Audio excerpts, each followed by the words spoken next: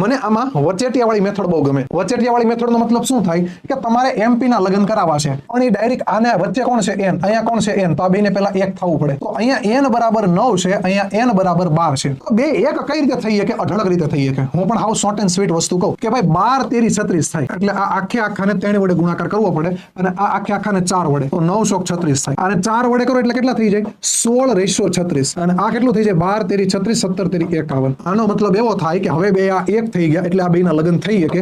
16 અને 51 right answer આવે. Option A is the correct. અને બીજી વસ્તુ કે મેં તમને વચેટિયાવાળી મેથડ સમજાવી છે, પણ ઘણી વખત કેવું થાય, ઓપ્શન સ્ટ્રોંગ હોય જેના લીધે તમારો હાવ ભંગારના ભાવમાં પતતું હોય. કઈ રીતે હું તમને કહું કે ભાઈ અહીંયા છે ને m બરાબર 4 છે અને p બરાબર 17 છે, એનો મતલબ જવાબ 17 ના ગુણાંકમાં જ આવે. બીજો આ 17 ના ગુણાંકમાં હોય, આ 17 ના ગુણાંકમાં હોય, આ 17 ના ગુણાંકમાં હોય, આ 17 ના ગુણાંકમાં હોય, તો એકેય નથી. એટલે કે ઓપ્શન વાળી પણ એક રૂઢી રૂપાળી મેથડ છે, તમે ધારો તો તમારથી થઈ શકશે.